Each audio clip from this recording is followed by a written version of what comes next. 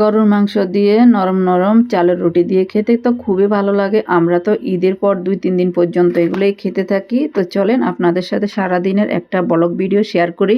তো সকালে ঘুম থেকে উঠেই তাড়াহুড়ো করে কয়েকটা রুটি মানে খোলা জালি বানিয়ে দিলাম। তারপরে খেয়ে আপনার ভাইয়া আমার ছেলে ওরা দুজনে চলে গেছে নামাজ পড়তে। নামাজ পড়ে এসে এরা তো আবার কোরবানির কাজে চলে গেছে। তো আমার তো বাসায় অনেক কাজ আছে, তো আমার কাজে আমি লেগে উঠছি। এরপরে আমিও যাই নাস্তা খেয়ে, তারপরে যে রুটি আবার গরুর মাংস দিয়ে খাওয়ার জন্য রুটি বেলতে বসে গেছি। এগুলো হলো চালের রুটি। আমাদের ছোটবেলা আম্মুরা সবসময় চালের রুটি বানাই আমাদেরকে গরুর মাংস দিয়ে খাওয়াইতো। আসলে এখন তো মানুষ আর এগুলো তেমন একটা বানাতে চায় না। আমাদের গ্রামে নোয়াখালীতে এখনো সবাই বানিয়ে খায়, তো আমরাও মাঝে মাঝে বানিয়ে খাই। আমার মেয়েও সবসময় শ্বশুরবাড়িতে বানিয়ে খায়। যদিও আমার মেয়ে শ্বশুরবাড়িতে ওরা পরোটা বরহানি অর্ডার দিয়ে দেয়, কিন্তু আমরাও অর্ডার দিই না। আসলে আমাদের অত অর্ডার দিতে ভালো লাগে না। একবার অর্ডার দিয়েছিল, আমি অনেকগুলো পরোটা ফেলে দিতে হয়েছে। বানাই নিয়ে আসার পরে আমি এগুলার আলাদা আলাদা করে রাখি নাই, সবগুলো একসাথে একদম জট বেঁধে গিয়েছে, তো খেতে পারি নাই। তো আমরা তো এমনিতে বাসা মানুষ কম, আর এত আনন্দ উল্লাস আমার একদম পছন্দও হয় না। চাউলের রুটি বছর একবার খাই, সেটা একবার একটু কষ্ট করে বানিয়ে নিলে হয়। তো এই যে আমি কাই করলাম, কাইটা আমার ভালো হয় নাই।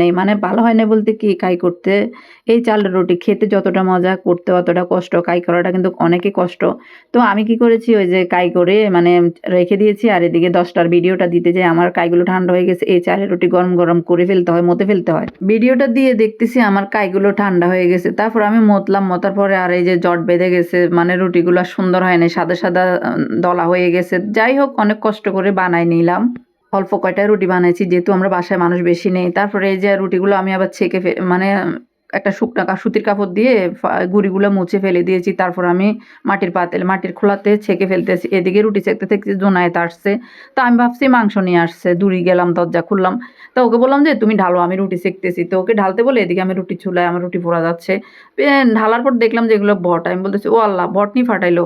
তখন বাজতেছিল বেলা প্রায় 12টা। আমি ভাবছি তাড়াতাড়ি আসছে, একটার পর একটা বসাই দিব। তারপর আমি বলতেছি আচ্ছা ঠিক আছে, যাক, কিছু করার নেই। তারপরে এই যে রুটি সেঁকা হয়ে গেলে আমি আবার বটগুলো যখন আগে নিয়ে আসছে, বটের জন্য আমি পানি গরম বসাই দিচ্ছি। তারপর আমি বটটা কেটে ভালো করে ধুয়ে নিয়েছি, এদিকে পানি বসাই দিয়েছি।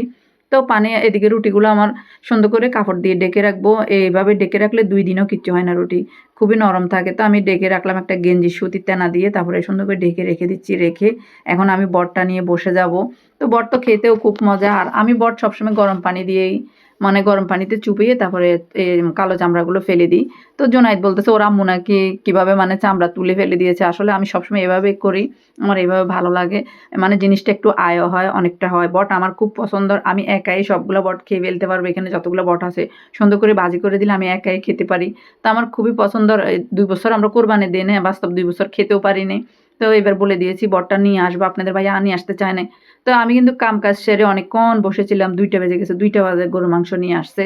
তা আমার থেকে কিন্তু অনেক খারাপ লাগতেছে, কিরে কোরবানি দিলে যদি একটু তাড়াতাড়ি রান্নাই না করতে পারি, তাহলে কোরবানি দেওয়ার কি মানে।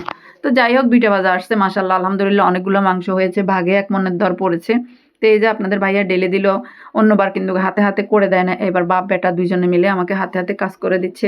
তো আমি বললাম তোমরা দুইজনে মিলে, আবার ওইখানে মাথাটা তার কিছু পায়া টায়াও আছে। তো আমি বললাম যে বাপ ছেলে দুইজনে মিলে আমাকে 1 বল কেটে দাও, আমি রান্নাটা বসাই দিই, যেহেতু অনেক দেরি হয়ে গেছে। তো বাপ বেটা মিলে যে এখানে 1 বল কেটে দিয়েছে, আমি ধুয়ে বসাই দিয়েছি চুলায়।